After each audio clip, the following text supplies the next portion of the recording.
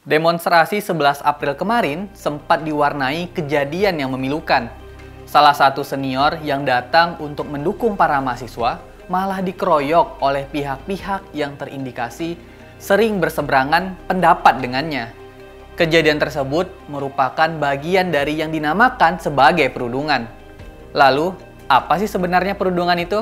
Di sepanjang video ini, kita akan kupas konsep perundungan selengkapnya bersama saya, Belmondo.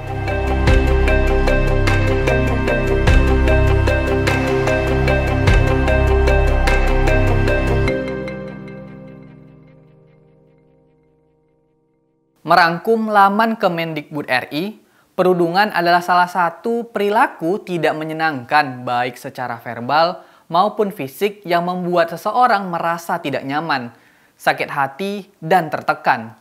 Biasanya, perundungan ini dilakukan oleh perorangan maupun kelompok. Perundungan dianggap terjadi bila seseorang merasa tidak nyaman dan sakit hati atas perbuatan orang lain. Perundungan dapat diibaratkan sebagai benih dari banyaknya kekerasan lain, misalnya seperti tawuran, intimidasi, pengeroyokan, pembunuhan, dan sebagainya.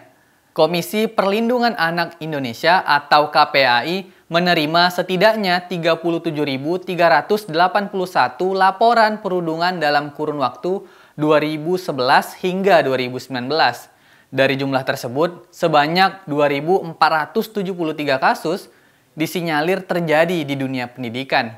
Sementara itu, Organization of Economic Cooperation and Development (OECD) dalam Research Program for International Student Assessment atau PISA pada tahun 2018 mengungkapkan sebanyak 41,1% murid di Indonesia mengaku pernah mengalami perundungan. Selain itu, di tahun yang sama, Indonesia juga berada di posisi kelima dari 78 negara dengan murid yang mengalami perundungan paling banyak.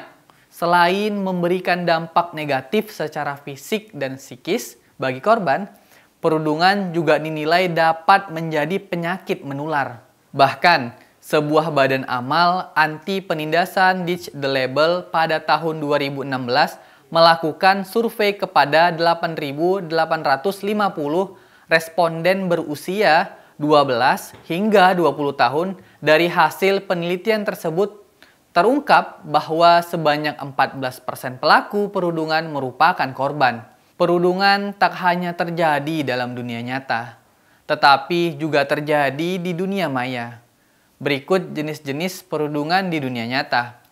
Perundungan verbal seperti membentak, berteriak, memaki, bergosip, menghina, meledek, mencela, mempermalukan, dan sebagainya. Perundungan fisik seperti menampar, mendorong, mencubit, menjambak, menendang, meninju, dan lain sebagainya yang dapat melukai fisik. Perundungan sosial seperti mengucilkan, membeda-bedakan, mendiamkan. Perundungan seksual dikutip dari Verywell Family. Perundungan seksual adalah tindakan yang berbahaya dan memalukan seseorang secara seksual. Intimidasi seksual ini termasuk pemanggilan nama seksual atau catcalling, gerakan vulgar, menyentuh, dan materi pornografi. Selain perundungan di dunia nyata, perundungan juga dapat terjadi di dunia maya atau biasa disebut cyberbullying.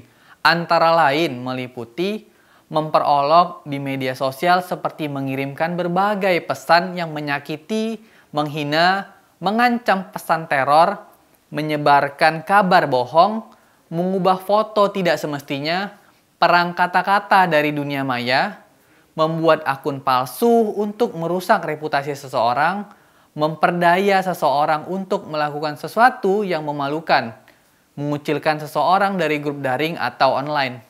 Dr. Sandersan Oni, mental health expert sekaligus founder EHFH, dalam suatu kesempatan memberikan pandangan soal stigma yang sering sekali menghantui korban. Ia menyarankan untuk mengubah stigma. Perundungan itu memang layak kita dapatkan. Karena itu adalah pemikiran yang salah. Kita akan merasa diri kita sudah rusak dan menyalahkan diri sendiri.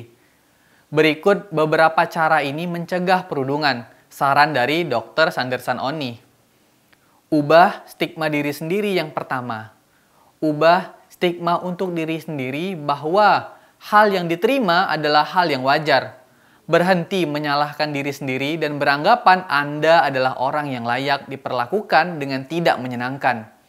Apapun yang terjadi, Anda berhak mendapatkan perlakuan yang sama seperti karyawan lain. Yang patut disalahkan adalah orang yang membuli. Cari dukungan jika kasus perundungan telah terjadi dan korban masih belum pulih. Segera cari dukungan sosial atau teman. Ajak mereka berdiskusi atau meluapkan perasaan yang selama ini dirasakan di tempat kerja. Orang di luar lingkaran dunia kerja atau mentor juga bisa dimintai pertolongan. Jangan jadi hakim bagi diri sendiri. Mencurahkan isi hati sangat penting untuk meluapkan emosi. Banyak orang mempunyai masalah di tempat kerja namun memilih untuk memendamnya. Hal itu karena tidak punya keberanian dan kebijaksanaan untuk cerita pada orang lain. Pada akhirnya, mereka memilih menerapkan apa yang mereka pilih tanpa tahu itu tepat atau tidak. Jika kasus perundungan telah berujung pada kekerasan seperti kasus Bang Ade Armando, semestinya diusut secara hukum dan mereka yang terlibat diadili dengan setimpal. Kita tentu berharap jangan ada lagi segala bentuk kekerasan dan perundungan dalam bentuk apapun. Kehidupan berdemokrasi dan Pancasila mestinya tercerminkan dalam dinamika kehidupan sehari-hari. Nah, teman-teman, bagaimana menurut kalian? Jangan lupa kasih pendapat kalian terkait hal ini di kolom komentar ya. Jangan lupa untuk like dan share, subscribe juga channel Geolife dan nyalakan lonceng notifikasi supaya nggak ketinggalan video terbaru kami. Saya Belmondo, sampai ketemu dalam episode Kupas Konsep selanjutnya.